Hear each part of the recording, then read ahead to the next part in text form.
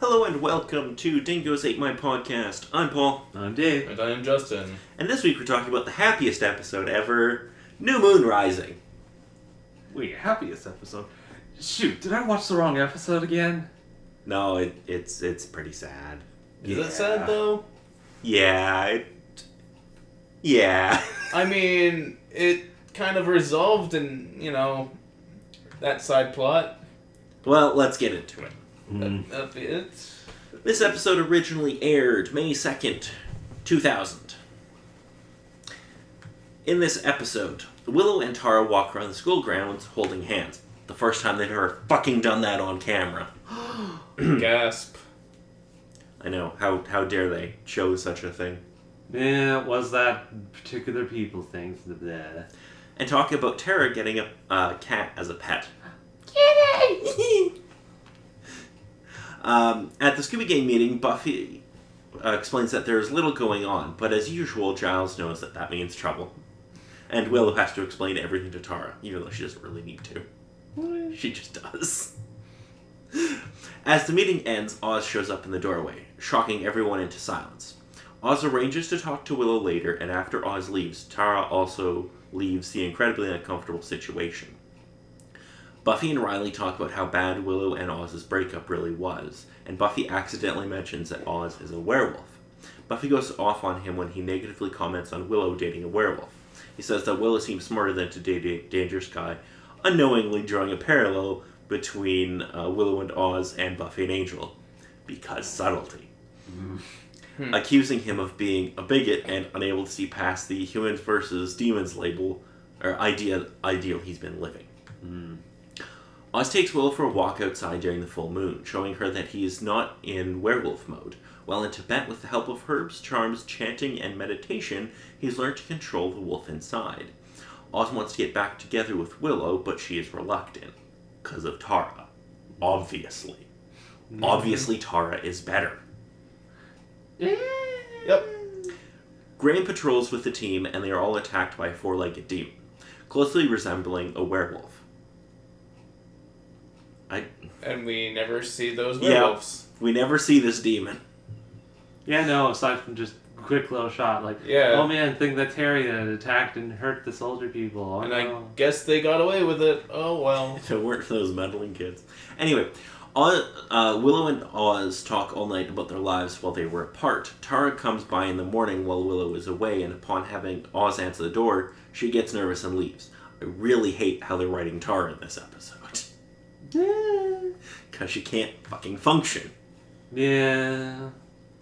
It's kind of a case of, this character has anxiety. Make it so she can technically be in any sort of conversation without being like,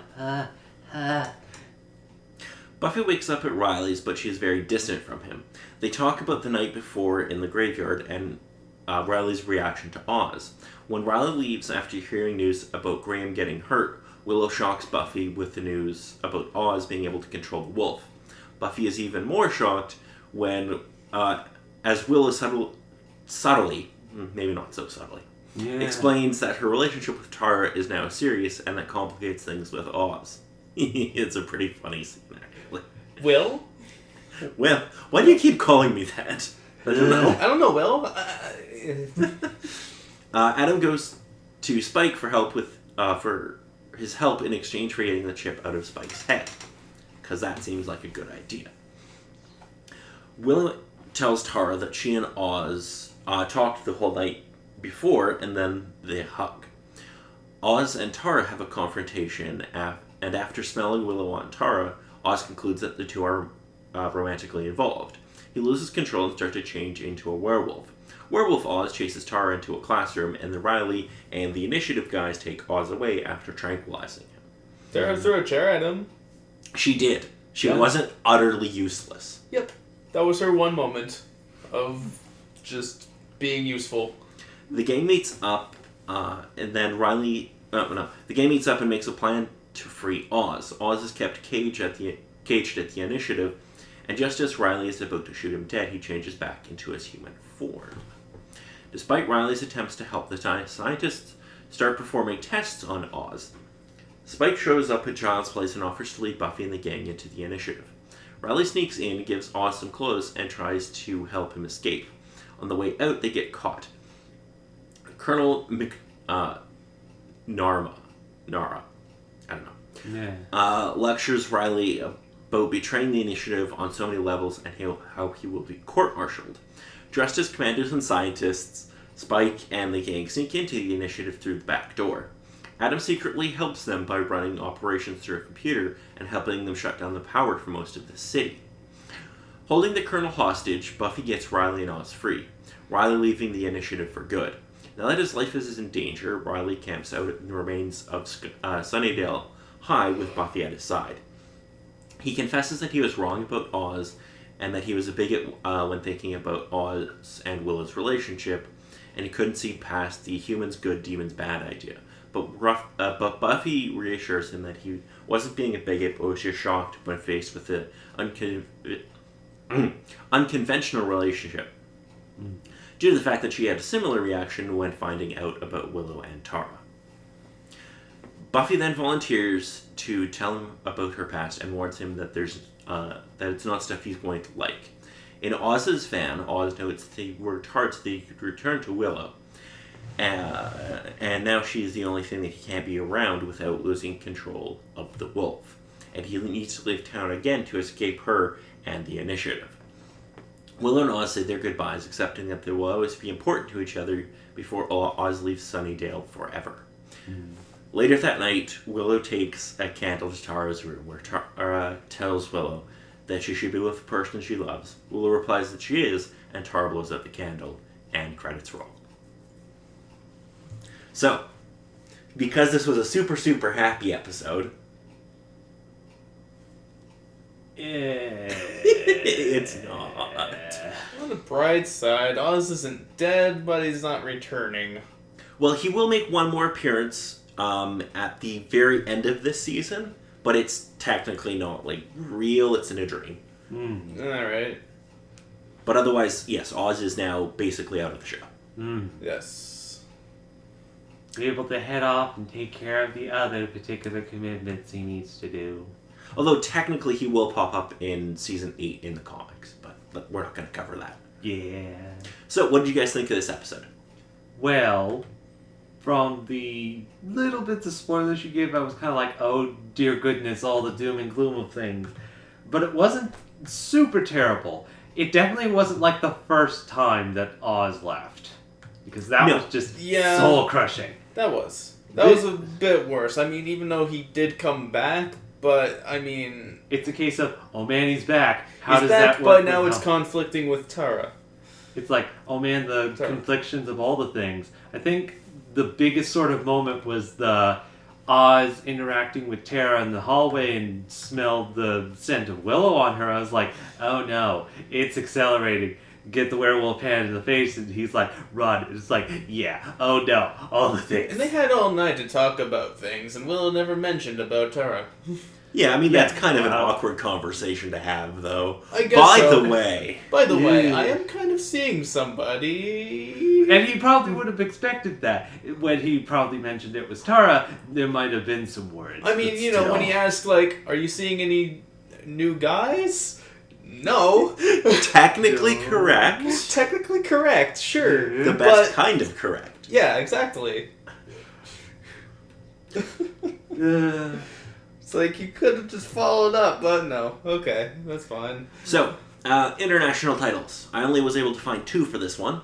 So in French, it's A Love of Full Moon. And in German, they really hit the nail on the head here, Farewells.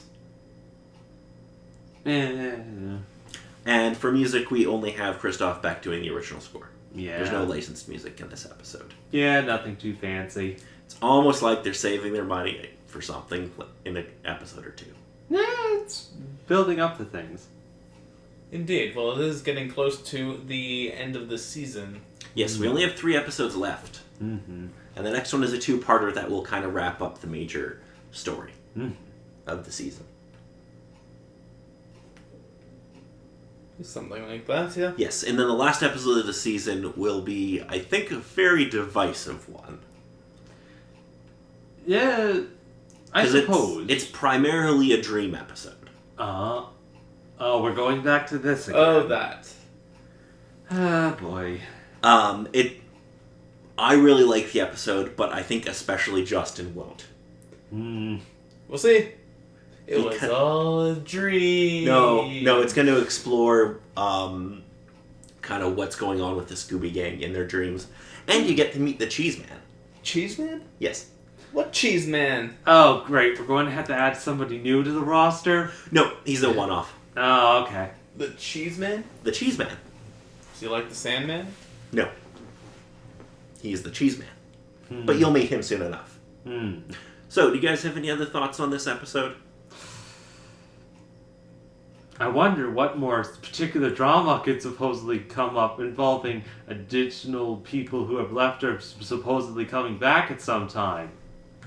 Well, I mean, they can always bring Angel back for an episode or two. Of course, because who doesn't have fun with Angel on this show? And, I mean, Spike hasn't left the show, but obviously Spike will be an important piece of the puzzle going forward. Oh, of course, since... he's teamed up with Adam. All his wonderful shenanigans that he can do. And who knows what Faith is doing. Well, who knows what Faith is doing? Faith ran off. Yeah. So she's still a player, potentially. Potentially. Mm-hmm. So, why don't we talk about what we're covering next week? So next week we'll be covering 2 episodes. The Yoko Factor, followed by Primeval. So, in the Yoko Factor, after joining forces with Adam, Spike drives a wedge between Buffy and her friends. Meanwhile, Angel's return to Sunnydale leads to a violent confrontation with Riley. Why am I not surprised? And then, in Primeval, having gained control of Riley's mind, Adam sets in motion his plot to create an army of unstoppable soldiers and destroy the Initiative. Oh god, Adam has the power to control people's minds now. You'll see. Oh boy. It's some high-quality bullshit. The typical kind of bullshit or the obvious kind of bullshit that I never bothered to process? It's going to be complicated. I don't know how to explain what's going to happen in this without giving away major spoilers, so I'm kind of just going to leave it there. Lucky deuce. Alrighty then. Now, do either of you have any questions for me about where the show might be headed or anything like that? Sure. After Adam's gone and done with, and whatever happens in the last episode, I don't know. Season 5 is next? Yes. So, where's season 5 going? You're going to be introduced to some glory. Glory? Glory. Glory. Is that a new character? Yes. Is it a new Slayer?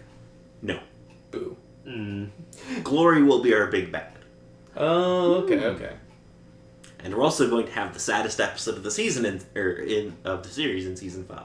Yay! Oh. A little episode called The Body. Oh.